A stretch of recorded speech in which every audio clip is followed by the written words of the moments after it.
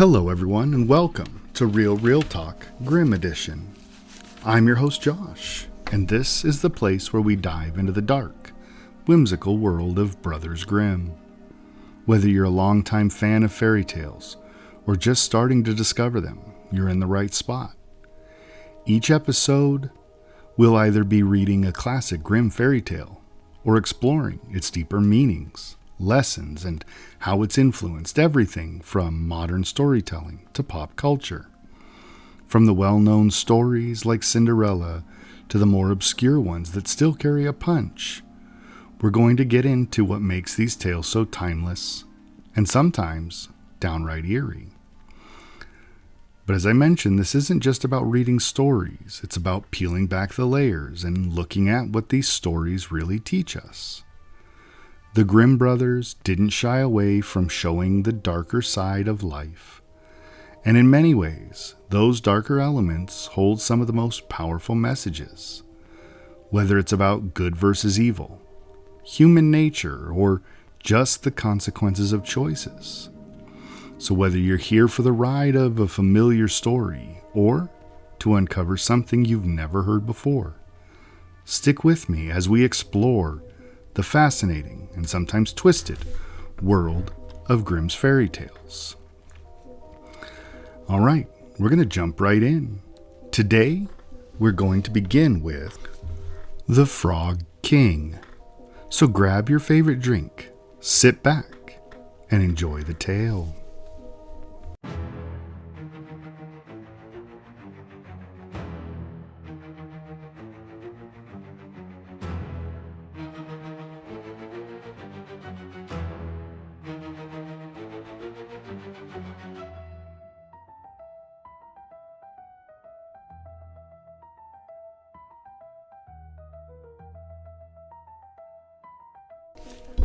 The Frog King. In old times, when wishing still helped one, there lived a king whose daughters were all beautiful. But the youngest was so beautiful that the sun itself, which has seen so much, was astonished whenever it shone in her face. Close by the king's castle lays a great, dark forest, and under an old lime tree in the forest was a well. And when the day was very warm, the king's child went out into the forest and sat down by the side of the cool fountain. And when she was dull, she took a golden ball and threw it up on high and caught it. And this ball was her favorite plaything. Now it so happened that on one occasion, the princess's golden ball did not fall into the little hand which she was holding up for it, but onto the ground beyond, and rolled straight into the water. The king's daughter followed it with her eyes, but it vanished. And the well was deep, so deep that the bottom could not be seen. On this she began to cry, and cried louder and louder, and could not be comforted. And as she thus lamented, someone said to her, "What ails thee, king's daughter? Thou weepest so that even a stone would show pity." She looked round to the side from whence the voice came, and saw a frog stretching forth its thick, ugly head from the water. "Ah, old water splasher, is it thou?" said she. "I am weeping for my golden ball which has fallen into the well." "Be quiet and do not weep," answered the frog. "I can help thee. But what thou give me if I bring up the plaything again?" "Whatever thou wilt have, dear frog," said she, "my clothes, my pearls and jewels, and even the golden crown which I am wearing." The frog answered, "I do not care for thy clothes, thy pearls and jewels, or thy golden crown.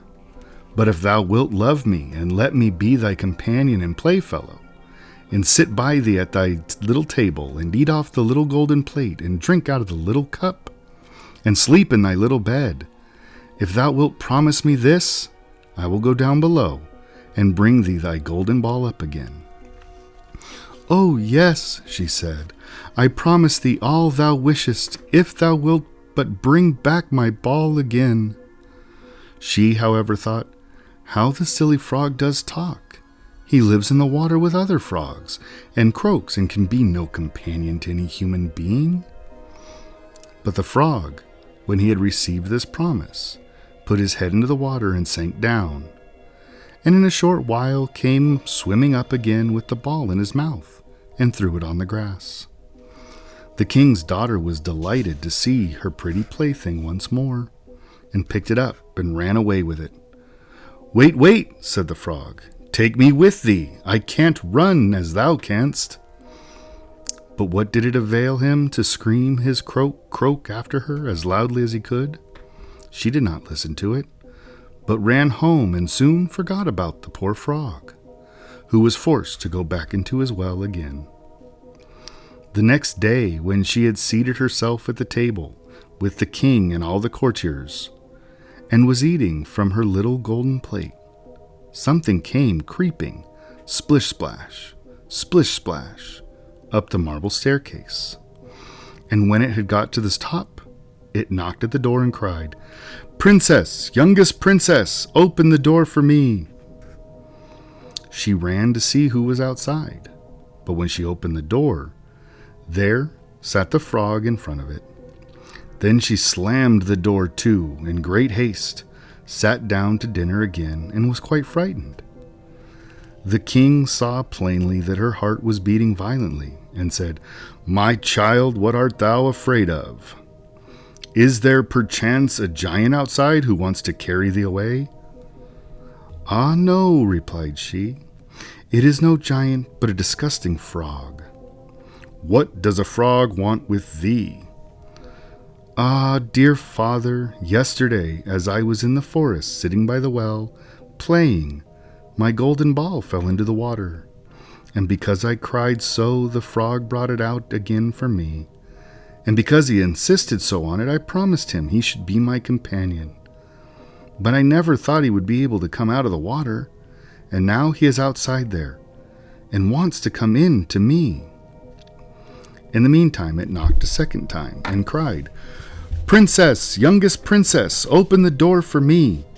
Dost thou not know what thou saidst to me yesterday by the cool waters of the fountain? Princess, youngest princess, open the door for me." Then said the king, "That which thou hast promised must thou perform. Go and let him in." She went and opened the door, and the frog hopped in and followed her, step by step, to her chair. There he sat and cried, "Lift me up beside thee." She delayed until at last the king commanded her to do it. When the frog was once on the chair, he wanted to be on the table, and when he was on the table, he said, "Now, push my little golden plate nearer to me that we may eat together." She did this, but it was easy to see that she did not do it willingly. The frog enjoyed what he ate, but almost every mouthful she took choked her. At length he said, "I have eaten and am now satisfied, but now I am tired. Carry me into thy little room and make thy little silken bed ready, and we will both lie down and go to sleep." The king's daughter began to cry, for she was afraid of the cold frog, which she did not like to touch, and which was now to sleep in her pretty, clean little bed. But the king grew angry and said, "He who helped thee when thou wert in trouble ought not afterwards to be despised by thee." So she took hold of the frog with 2 fingers, carried him upstairs, and put him in a corner. But when she was in bed, he crept to her and said, "I am tired. I want to sleep as well as thou. Lift me up, or I will tell thy father." Then she was terribly angry, and took him up and threw him with all her might against the wall. "Now thou wilt be quiet, odious frog," she said. But when he fell down, he was no frog, but a king's son with beautiful, kind eyes. He, by her father's will, was now her dear companion and husband. Then he told her how he had been bewitched by a wicked witch, and how no one could have delivered him from the well but herself, and that tomorrow they would go together into his kingdom. Then they went to sleep, And the next morning, when the sun awoke them, a carriage came driving up with 8 white horses, which had white ostrich feathers on their heads and were harnessed with golden chains. And behind stood the king's young servant, Faithful Henry. Faithful Henry had been so unhappy when his master was changed into a frog that he had caused 3 iron bands to be laid around his heart, lest it should burst with grief and sadness. The carriage was to conduct the young king into his kingdom. Faithful Henry helped them both in and placed himself behind again, and was full of joy because of this deliverance. And when they had driven a part of the way, the king's son heard a cracking behind him, as if something had broken. So he turned round and cried, "Henry, the carriage is breaking." "No, master, it is not the carriage. It is a band from my heart, which was put there in my great pain when you were a frog and imprisoned in that well." Again, and once again, while they were on their way, something cracked, and each time the king's son thought the carriage was breaking. But it was only the bands which were springing from the heart of Faithful Henry, because his master was set free and was happy.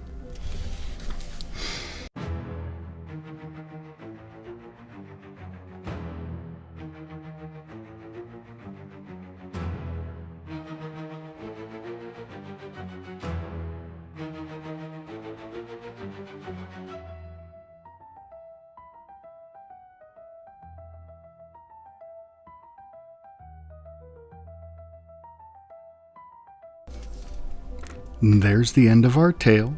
It was a shorter one. So in this episode, we will just continue right in to our discussion of the story. So, the Frog King, who's also known as Iron Heinrich, it's a title that stirs up vivid imagery.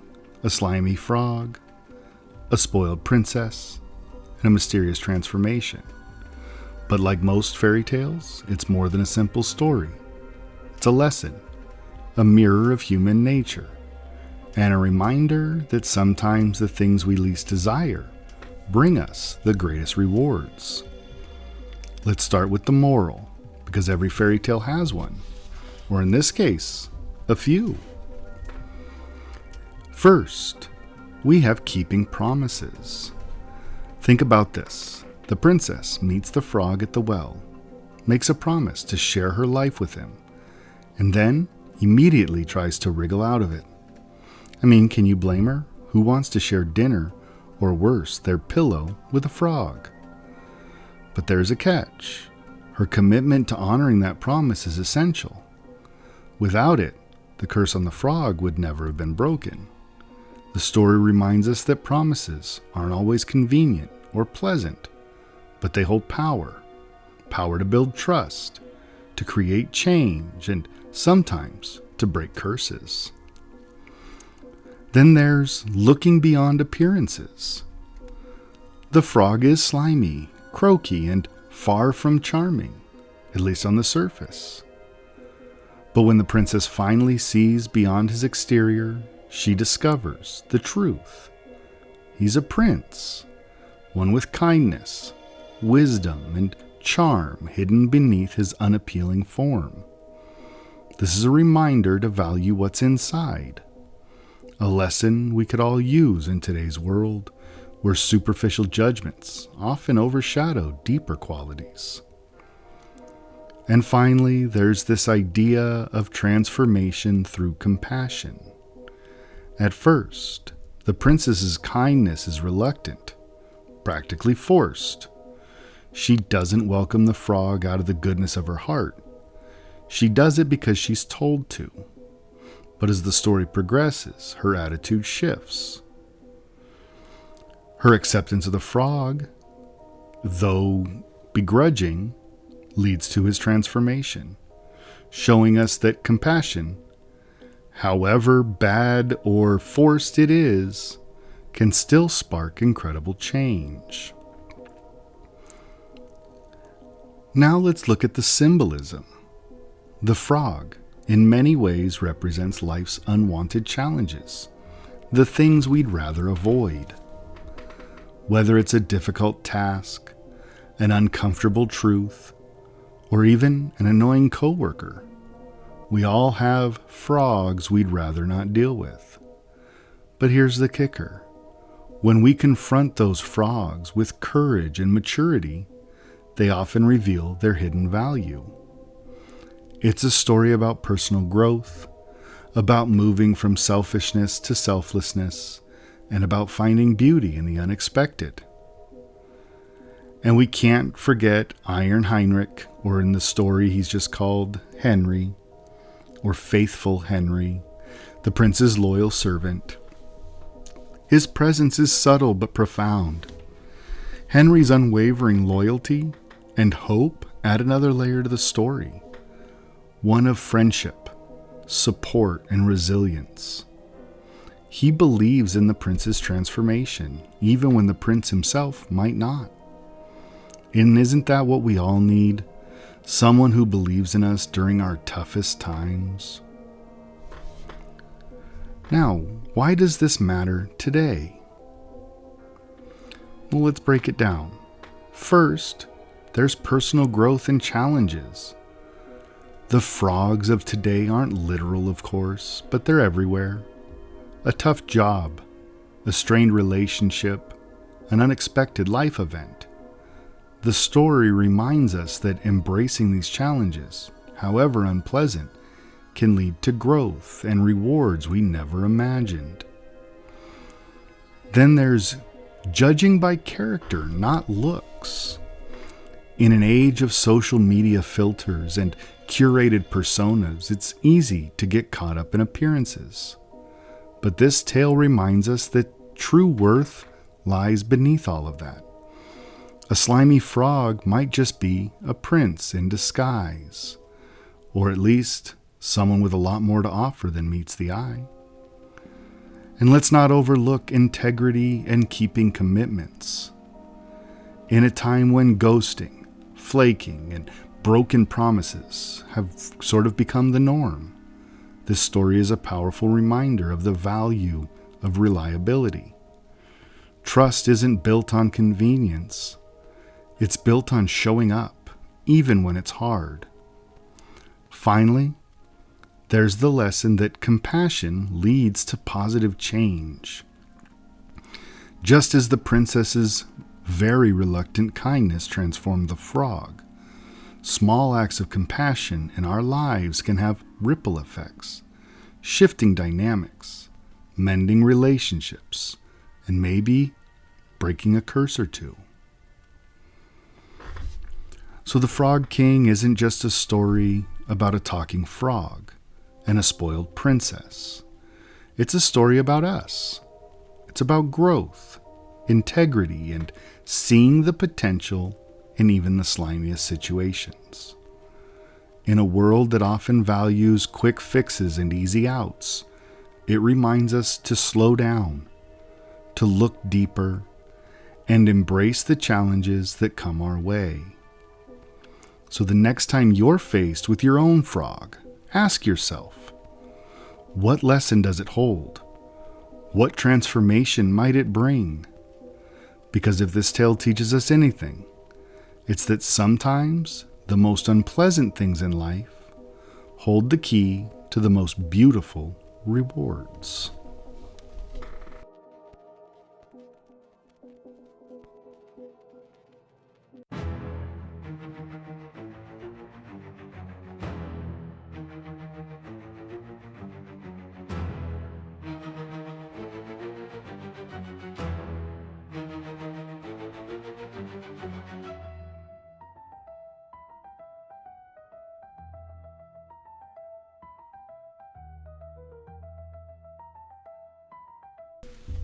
And that brings us to the end of today's journey into the world of Grimm's fairy tales.